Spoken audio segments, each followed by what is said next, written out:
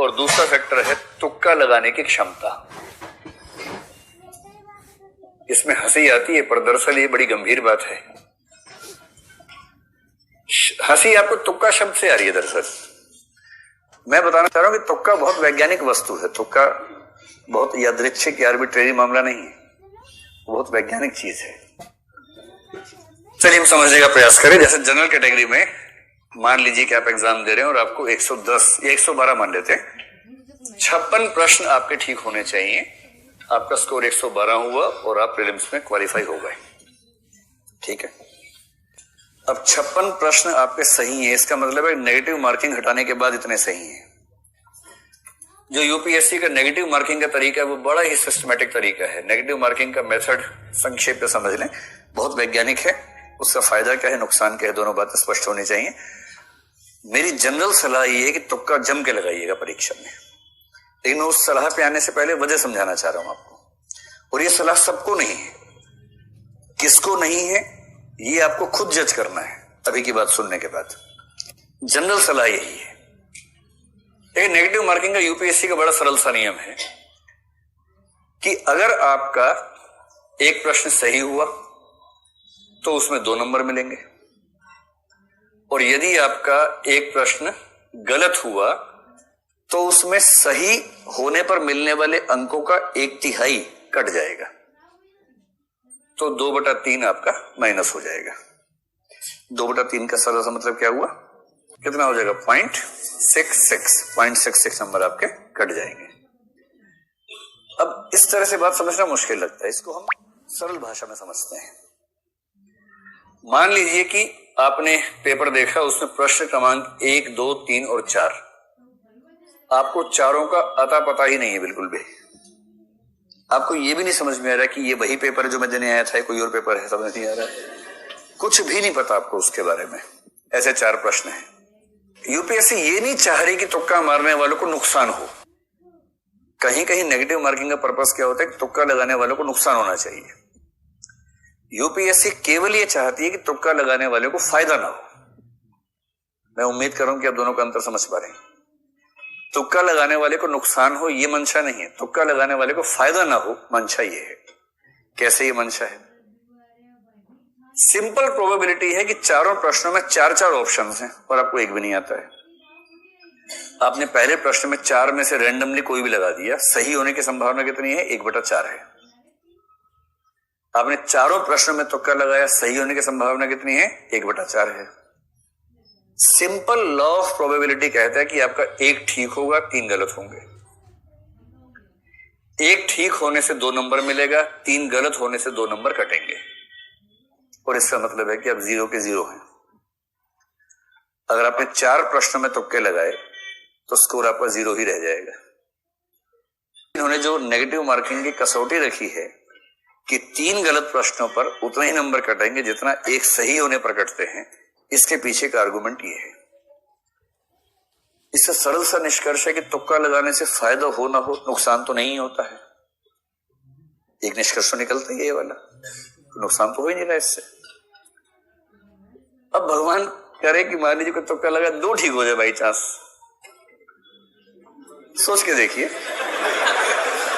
अगर ऐसा हो जाए, मान लीजिए अगर ऐसा हो जाए, 2 सही होने पर इसको 4 नंबर मिल गए, मिले ना, जबकि 2 गलत होने पर इसका जो कटा है वो केवल 1.33 कटा है। और इसका मतलब ये हुआ कि अब ये बराबर नहीं है, अब इसको 2.67 मार्क्स का शुद्ध लाभ मिला है, केवल इस वजह से कि इसने 4 में से 2 तुक्के सही कर दिए। आप मेरी बात समझ गए। और यदि कोई तुक्के में इतना माहिर है कि 4 में 3 ठीक कर दिए उसने, 6 नंबर मिले, नुकसान कितना का हुआ, केवल 1 गलत, 0.66, 5.34 का उसको शुद्ध लाभ मिला। और असली बात यह है कि अगर आपको प्रीलिम्स क्वालिफाई करने के लिए 56 प्रश्न करने हैं, मेरी समझ में यूपीएससी देने वाले 5 लाख लोगों में से मैक्सिमम 5 ऐसे होंगे, या बहुत मानूंगा तो मान लूंगा 20-30 ऐसे होंगे जो बिना कोई प्रश्न गलत किए 56 ठीक कर सकते होंगे। इस एग्जाम की नेचर, मतलब अगर आपने एग्जाम दिया है या कम से कम मॉक टेस्ट ठीक से दिया है तो आप समझ सकते हैं। कोई अगर ये कहता हो कि मैंने 56 प्रश्न किए, 56 के 56 सही किए, बाकी को हाथ ही नहीं लगाया, सब हवाई बातें हैं। जितने अच्छे लोग हैं उनमें से अधिकांश 40-45 के बाद टें बोल जाते हैं। 40-45 तक हो सकता है कि हाँ ये मुझे आता है, ये 3 कथन है, तीनों मुझे आते हैं, ये सही हुआ या गलत हुआ एकदम एग्जैक्टली बता देंगे। 40-45 के बाद तो एक गेम चलता है, गेम ऑफ एलिमिनेशन, जिसको हम सीधी भाषा में बोलते हैं तुक्के की प्रतिस्पर्धा। ज्यादातर सफल लोग वही हैं जो तुक्का अच्छा लगाते हैं। पर पढ़ते तो अच्छा है ही, अच्छी पढ़ाई के साथ साथ अच्छे तरीके से तुक्का भी लगाते हैं। तुक्का कैसे लगता है उसको समझे। तुक्का शब्द थोड़ा हास्यास्पद है, उसके पीछे की जो गणितीय विधि है हमें वो समझने की जरूरत है। अब अपने 56 की 112 है। एक तरीका और है, आप इसमें 4 प्रश्न जोड़ दीजिए कि आपने 60 प्रश्न सही किए, 12 प्रश्न गलत किए, तो भी आपका स्कोर 112 ही रहेगा। कितना सरल है। अगर 56 प्रश्नों से 112 मिले, आपने 4 ज्यादा सही कर दिए और 12 गलत कर दिए, 4 सही से आपको उतने नंबर मिलेंगे जितने 12 गलत होने से कटेंगे, आपका स्कोर उतना का उतना रहेगा। इसका और भी तरीका हो सकता है, आपने 65 प्रश्न सही किए और आपको 30 प्रश्न 30 गलत करने का ऑप्शन मिलेगा। 56 सही ना, नहीं 27 प्रश्न गलत करने का विकल्प आपको मिले, के बाद भी आपका स्कोर कितना है, 112 है। मैं दावे से कह रहा हूं कि अगर कोई कहता है कि मैं 56 ही करूंगा और 56 ठीक कर दूंगा, तो वो या तो झूठ बोल रहा है या मजाक बना रहा है। वो दरअसल इनमें से कोई ना कोई ट्रिक चुनेगा कि 60 सही करने हैं, 12 गलत करने हैं। मतलब गलत करने हैं ऐसे नहीं, गलत हो जाए तो कोई बात नहीं, सही करने तो पर्पस हो सकता है, गलत करने के पर्पस होगा। 63 सही करूंगा, 27 गलत हो, 92 हो गए, 8 प्रश्न छोड़ दूंगा। ये एक अच्छी अप्रोच हो सकती है।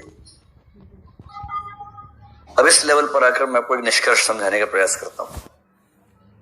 मेरी सामान्य राय, जिस पर अभी आपको काम करना है अपने स्तर पर, क्योंकि हर व्यक्ति के लिए समान दवाई काम नहीं करती है, बीमारियां अलग अलग हैं, दवाइयां अलग अलग ही होंगी। सामान्य राय में बता रहा हूं, सामान्यतः कम से कम 80 से 90 के बीच में प्रश्न अटेम्प्ट कीजिएगा। इससे कम करेंगे तो ज्यादा संभावना है कि प्रीलिम्स नहीं होगा। और इसका सीधा सा मतलब है कि छोड़ने का मामला लगभग 10 प्रश्नों पर ही होगा कि 10 को आपने छोड़ दिया। छोड़ना केवल उन प्रश्नों को है जिनके बारे में आपको रत्ती भर भी नहीं पता है, कुछ नहीं जानते, ना प्रश्न समझ में आ रहा है, ना चारों ऑप्शन में से कोई ऑप्शन समझ में आ रहा है, कुछ हवा ही नहीं लग रही उस प्रश्न की, उसे छोड़ दीजिए। ऐसे प्रश्नों की संख्या अधिकतम 20 होनी चाहिए, आमतौर पर 10, 12, 13 से ऊपर नहीं होना चाहिए। इस समय बाकी सारे प्रश्न करेंगे, और बाकी सारे प्रश्न जो करेंगे, तुक्का लगाने की जो रीति है, पद्धति है, वो पद्धति क्या है उसको एक ही बार में समझ लीजिए, उसका अप्लाई करना शुरू कर दीजिए। जहां चारों विकल्पों के बारे में कुछ भी नहीं पता है, 4 क्वेश्चन मार्क दिमाग में है, उस प्रश्न को छोड़ देना है। कुछ नहीं पता आपको उसके बारे में, मतलब इस पे भी तुक्का लगाएंगे तो कोई नुकसान नहीं, क्योंकि 1/4 की प्रोबेबिलिटी से ना लाभ ना नुकसान की स्थिति अंत में आएगी। पर जब लाभ होना ही नहीं है तो टाइम तो वेस्ट हो ही रहा है, टाइम तो बचाइए कम से कम। ऐसे प्रश्न पूरे पेपर में 10-12 से ऊपर नहीं होंगे, शायद 5 भी ना हो, जिसमें आपको कुछ भी ना पता हो।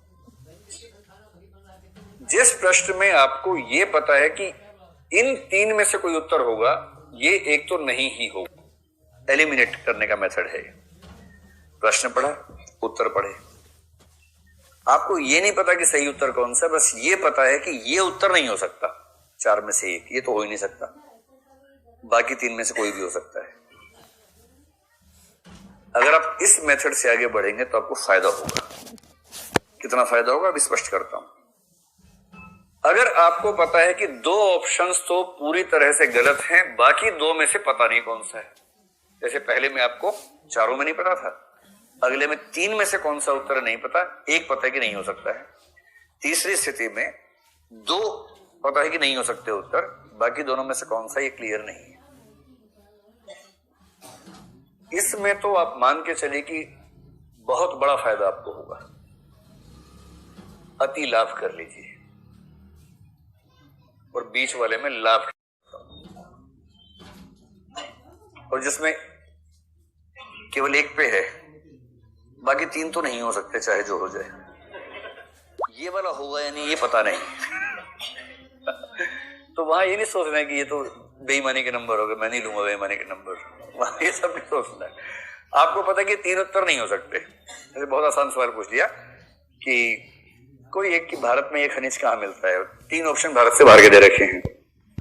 मैंने ऐसा सवाल नहीं आता है, लेकिन मान लीजिए कि ऐसा सवाल है, आपको उस खनिज के बारे में बिल्कुल नहीं पता कहाँ मिलता है भारत में, और आपको बस ये पता है कोलंबो में नहीं मिल सकता भारत के अंदर, और आपको पता है कि ब्राजील में भारत के अंदर नहीं मिल सकता, ऐसी लंदन भारत के अंदर नहीं मिल सकता।